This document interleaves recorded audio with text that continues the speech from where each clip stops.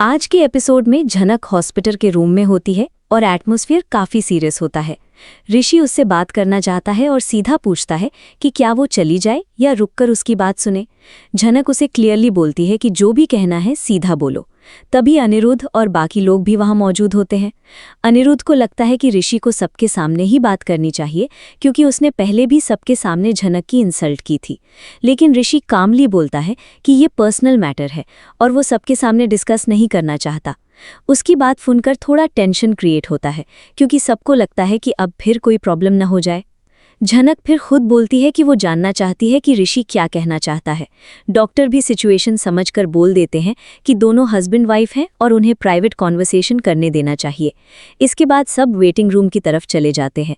जाते वक्त doctor discharge formalities complete करने की बात करते हैं और झनक को रेस्ट करने के लिए बोलते हैं। सब लोग बाहर निकल जाते हैं और रूम में सिर्फ झनक और ऋषि रह जाते हैं। दोनों के बीच एक ऑकवर्ड साइलेंस होता है जहां क्लियरली दिख रहा होता है कि दोनों के पास बहुत कुछ कहने को है लेकिन वर्ड्स नहीं मिल रहे। ऋषि धीरे सी बात शुरू करता है और बोलता है कि वो अपनी वाइफ का मेडिकल एक्सपेंस किसी और से पे नहीं करवा सकता था, इसलिए उसने सारे बिल्स ऑलरेडी क्लियर कर दिए हैं। ये सुनकर झनक उसकी तरफ देखती है और पूछती है कि इतने कॉन्फिडेंस के साथ वो उससे अपनी वाइफ कैसे कह सकता है जब उसने उसे कभी अपनी वाइफ की तरह ट्रीट ही नहीं किया। ऋषि उसकी बात सुनता है और सीधा बोलता है कि प्रेजेंट में वो अभी भी उसकी वाइफ है, फ्यूचर क्या होगा वो नहीं जानता। वो ये भी बोलता है कि उसने बस अपनी रिस्पॉन्सिबिलिटी फुलफिल की है। उसके बाद ऋषि फाइनली अपनी गलती एक्सेप्ट करता है। वो मान लेता है कि उसने झनक को सबके सामने इंसल्ट किया, उसके साथ बहुत बुरा बिहेवियर किया और बिना सच जाने उस पर ब्लेम लगा दिया। उसकी वॉइस में गिल्ट क्लियरली फील होता है। वो बोलता है कि उसे पहले सब वेरीफाई करना चाहिए था। झनक उसकी बात साइलेंटली सुनती रहती है। ऋषि फिर बोलता है कि अब डिसीजन कंप्लीटली झनक का होगा। अगर वो उसके साथ रहना चाहे तो भी उसका डिसीजन, और अगर डिवोर्स लेना चाहे तो भी वो फोर्स नहीं करेगा। झनक उसकी बात सुनकर पूछती है कि क्या और कुछ कहना है। ऋषि उसकी हेल्थ को लेकर कंसर्न दिखाता है और बोलता है कि उसने अपना क्या हाल बना लिया है। लेकिन झनक थोड़ा सार्कास्टिक टोन में बोलती है कि वो बिल्कुल ठीक है, अच्छे से खा रही है और पीसफुली सो भी रही है। ऋषि उसकी आंखों की थकान देखकर इमोशनल हो जाता है और बोलता है कि उसकी करंट कंडीशन के लिए वो खुद रिस्पॉन्सिबल है। वो कहता है कि ट्यूमर की वजह शायद वो नहीं है, लेकिन जो मेंटल स्ट्रेस, इंसल्ट और पेन झनक ने फेस किया उसके पीछे वही है। झनक फिर सीधा बोल देती है कि अब ये सब कहने का कोई फायदा नहीं है। ऋषि उसे घर वापस ले जाना चाहता है लेकिन उसे लगता है कि झनक मना कर देगी। झनक भी क्लियर कर देती है कि वो डेफिनेटली मना करेगी और अपने फादर के घर ही जाएगी। ये सुनकर ऋषि हर्ट होता है और पूछता है कि क्या वो उसे एक और चांस भी नहीं देगी। झनक उसे याद दिलाती है कि उन दोनों को पहले भी चांस मिला था लेकिन वो साथ नहीं रह पाए। फिर वो बोलती है कि ऋषि सिर्फ अदिति के साथ कंपैटिबल है। ये सुनकर ऋषि इमीडिएटली रिएक्ट करता है और बोलता है कि पहले वो अदिति के साथ कंपैटिबल था लेकिन अब नहीं है। वो बताता है कि उसने अदिति से मिलकर क्लियर कर दिया है कि अब दोनों के बीच कोई कांटेक्ट नहीं रहेगा। ऋषि ये भी बोलता है कि डिवोर्स के बाद भी फ्रेंडशिप पॉसिबल होती है, लेकिन वो अदिति के साथ फ्रेंडशिप भी नहीं रखना चाहता।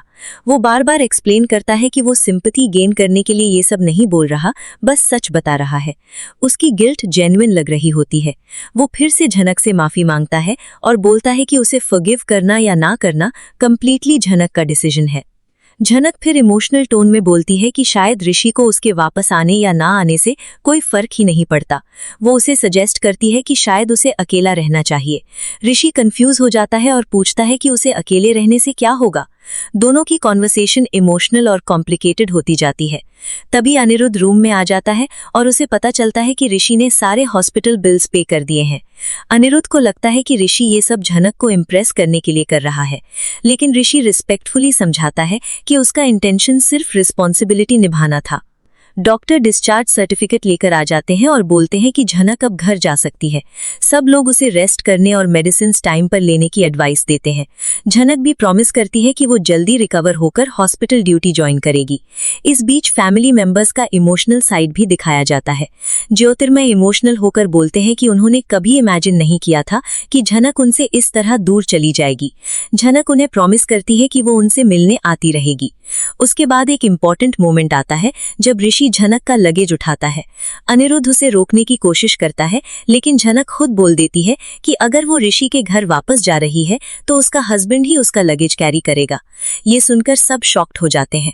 अनिरुद्ध स्पेशली सरप्राइज हो जाता है और झनक से पूछता है कि क्या ये उसका फाइनल डिसीजन है। तब झनक कामली समझाती है कि उसका ससुराल ही उसका असली घर है। वो अपने फादर को ये भी समझाती है कि वो सिर्फ उसके लिए अपनी दूसरी फैमिली से दूर रहते हैं और इस वजह से उनकी लाइफ में भी प्रॉब्लम्स क्रिएट हो रही हैं। झनक फिर बहुत मैच्योर बात करती है। वो बोलती है कि ऋषि ने उसकी इंसल्ट की थी, लेकिन उसके फैमिली मेंबर्स ने भी ऋषि को काफी सुनाया और इंसल्ट किया। उसके अकॉर्डिंग अब सब इक्वल हो गया है। वो ये भी एडमिट करती है कि वो खुद भी ऋषि के साथ रूड थी। जब डिवोर्स की बात आती है तो झनक बोलती है कि सिर्फ पेपर साइन करने से रिलेशनशिप खत्म नहीं होता। वो अपने पेरेंट्स का एग्जाम्पल देती है और कहती है कि बिना पेपर वर्क के भी लोग इमोशनली सेपरेट हो जाते हैं, इसलिए उसके लिए रिलेशनशिप्स का वैल्यू सिर्फ लीगल डॉक्यूमेंट से ज्यादा है। वो क्लियरली बोलती है कि अगर कभी सच में उसे ऋषि को छोड़ना होगा तो वो खुद छोड़ देगी, और अगर ऋषि डिवोर्स चाहेगा तो वो दे देगी, लेकिन अभी उसे नहीं लगता कि उसकी जरूरत पड़ेगी। उसकी बात सुनकर सब इमोशनल हो जाते हैं। अनिरुद्ध भी फाइनली उसका डिसीजन एक्सेप्ट कर लेता है। झनक फिर डॉक्टर और सब लोगों को थैंक यू बोलती है और फैमिली के साथ हॉस्पिटल से निकल जाती है। दूसरी तरफ स्टोरी शिफ्ट होती है अदिति और कौशिक की मीटिंग पर। दोनों एक कैफे में मिलते हैं। कौशिक कैजुअली पूछता है कि अदिति कैसी है और फिर दोनों के बीच मैच्योर कॉन्वर्सेशन स्टार्ट होती है। अदिति नोटिस करती है कि कौशिक अब शुगरलेस कैपुचिनो ऑर्डर करता है। कौशिक बोलता है कि लाइफ इंसान को बदल देती है। कॉन्वर्सेशन धीरे धीरे सीरियस हो जाती है और कौशिक बोलता है कि अदिति ने हमेशा उसे फॉर ग्रांटेड लिया। उसे लगता था कि वो हमेशा उसके पास वापस आ जाएगा। कौशिक ये भी बोलता है कि अदिति हर बात में ऋषि और झनक का कंपैरिजन लाती थी और उसे कांस्टेंट प्रेशर फील होता था। अदिति एडमिट करती है कि वो इमोशनली कंफ्यूज थी, लेकिन कौशिक उसे सेल्फिश और क्रूअल बोल देता है। उसका मानना होता है कि अदिति ने उसे कभी जेन्युइनली इंपॉर्टेंस नहीं दी। इस इमोशनल कॉन्फ्रंटेशन के बीच एपिसोड फिर से ऋषि और झनक के घर शिफ्ट हो जाता है, जहां पूरा फैमिली झनक का वेलकम करता है। सब लोग उसे देखकर खुश हो जाते हैं। मदर इमोशनल होकर झनक को हग करके बोलती है कि वो उन्हें छोड़कर कभी न जाए। झनक घर आते ही अपने नॉर्मल प्लेफुल मूड में दिखने लगती है। वो क्रिकेट टूर्नामेंट की बात करती है और सबको टीज भी करती है। फैमिली मेंबर्स उसकी हेल्थ को लेकर कंसर्न शो करते हैं। तभी पता चलता है कि ऋषि सुबह मार्केट भी गया था झनक के लिए ग्रोसरीज लेने। सब लोग उसकी टांग खींचते हैं और बोलते हैं कि वाइफ को मनाना हो तो आदमी को सब करना पड़ता है। झनक भी थोड़ा स्माइल करती है और एटमॉस्फेयर हल्का हो जाता है। इसी बीच अदिति और कौशिक की कॉन्वर्सेशन और इंटेंस हो जाती है। अदिति फाइनली डायरेक्टली पूछ लेती है कि क्या वो दोनों अपनी शादी रिकंसिडर कर सकते हैं। ये सुनकर कौशिक शॉक्ड हो जाता है। वो क्लियरली बोलता है कि मैरिज कोई पनिशमेंट या बैकअप ऑप्शन नहीं होती। उसके अकॉर्डिंग अदिति तब उसके पास आई है जब उसकी लाइफ कोलैप्स हो गई है। कौशिक उससे पूछता है कि अगर उसकी लाइफ में प्रॉब्लम्स ना आती तो क्या वो कभी उसके पास वापस आती। अदिति चुप हो जाती है और उसकी साइलेंस ही आंसर बन जाती है। कौशिक फिर बोलता है कि उसने हमेशा उसका यूज किया, कभी स्टेटस के लिए, कभी सिक्योरिटी के लिए और कभी ऋषि से रिवेंज लेने के लिए। अदिति उसकी बात डिनाई करती है, लेकिन कौशिक क्लियर बोलता है कि इम्पैक्ट इंटेंशन से ज्यादा मैटर करता है। वो बोलता है कि फ्यूचर में अगर उनका रिलेशनशिप आगे बढ़ता भी है तो ऑनेस्टी कंपल्सरी होगी और मैनिपुलेशन बिल्कुल टॉलरेट नहीं करेगा।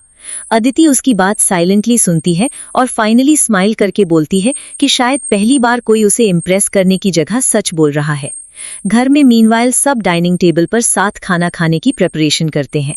झनक इंसिस्ट करती है कि पूरा फैमिली साथ मील करे, क्योंकि उनके घर का यही रूल है। सब उसकी बात मान जाते हैं और एटमॉस्फेयर फाइनली पीसफुल और वार्म फील होने लगता है।